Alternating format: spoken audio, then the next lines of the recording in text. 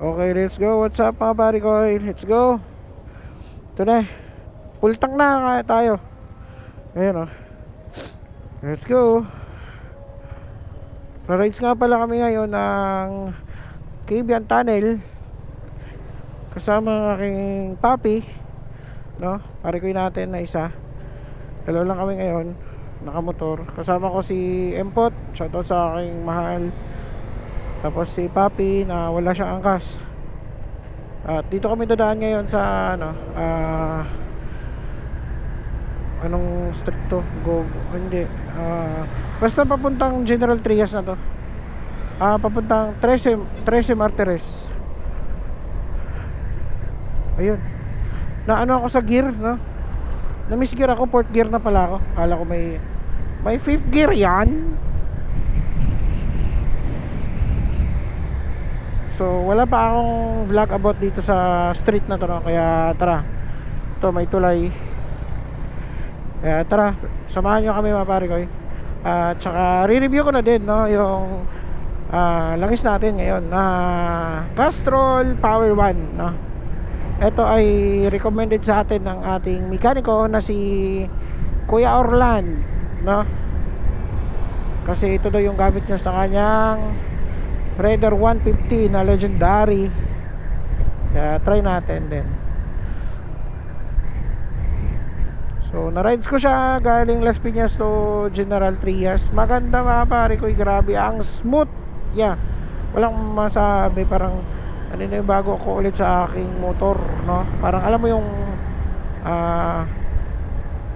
kakalabas lang ng kasa. Tapos din-drive mo.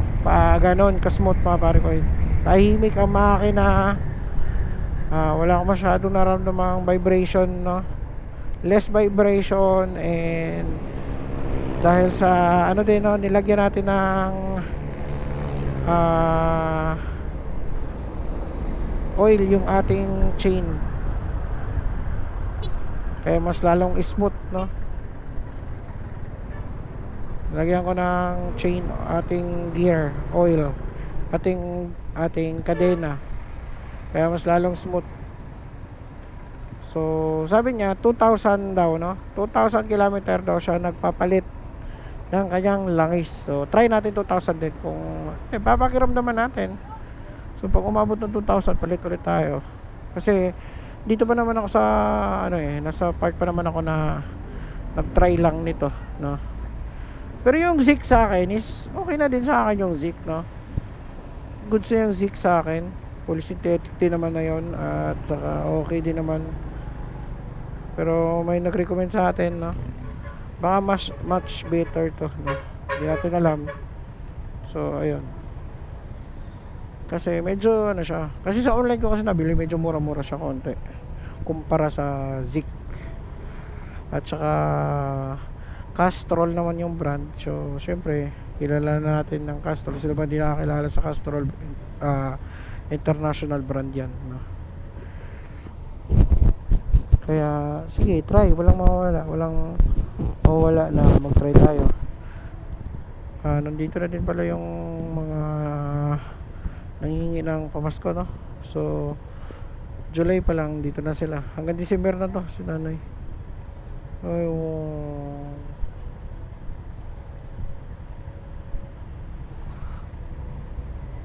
hanggang December na yan, mga badjaw yan sila, galing Mindanao.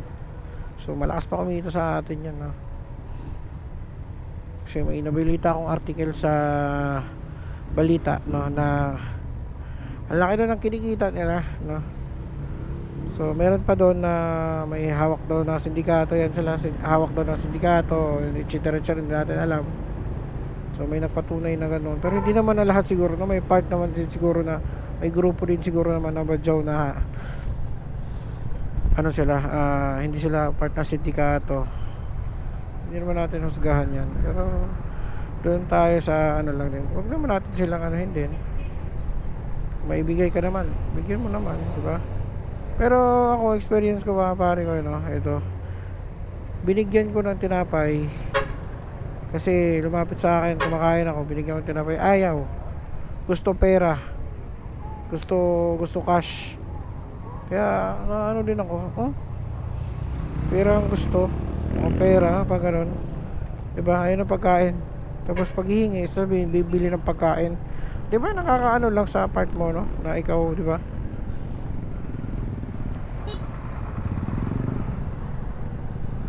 Ayun. Okay, dito na tayo sa palengke. Ito yung ano nila, Genstar, no? General Trias. Dito yung parang ano nila. Ayan, Genstar Plaza. Dito kami namamalingki dati ng mga aming ano sa tindahan, mga hotdog, mga frozen goods, siomai, diyan kami nabili kasi mura lang dyan. Ito yung parang ano nila, parang market na palengke nila na mas parang mura lang. So ayun, entering tayo ng 13 Martires. Entering tayo. Let's go.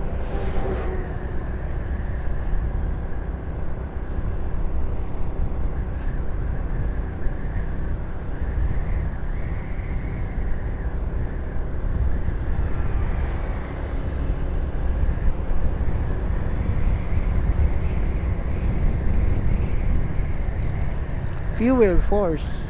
Stig ng pangalan, no? Fuel Force. Dito sa kabila, DC Petroleum. Iba-iba na yung pangalan ng gasolinahan dito, ah.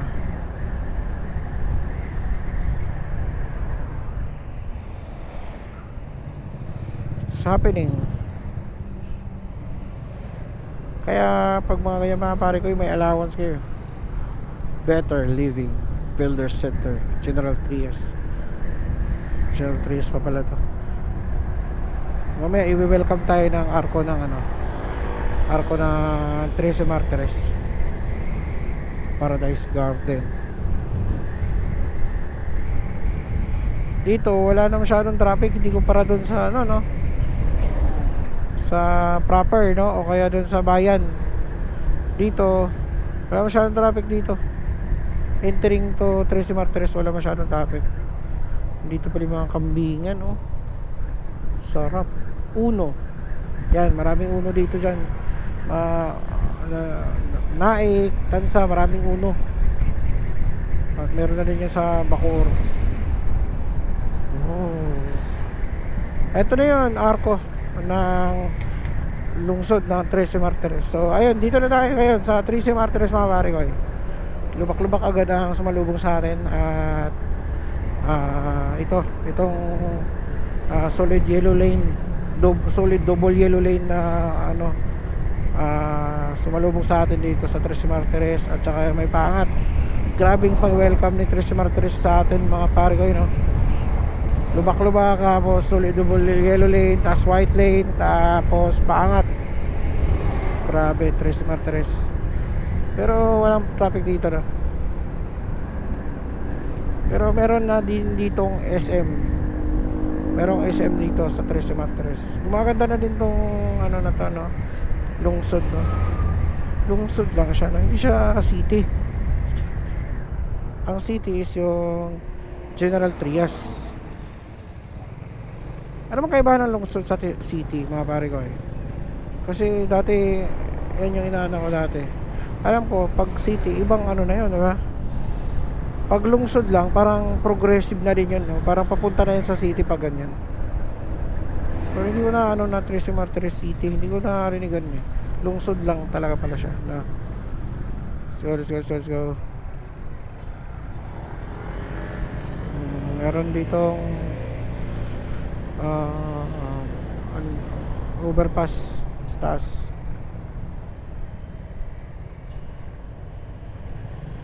Mas malapit kasi dito, pare ko, pag pupunta tayong Cagayan Tunnel. Kasi dulo nito, naik na.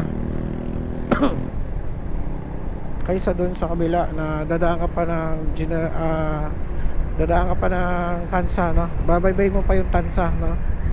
Dito is ano na, may part ka na Tansa yata na madaanan lang. Doon kasi babaybay mo talaga yun, eh. Patda Bridge, Sugarland Estates. Ay, may Shell dito.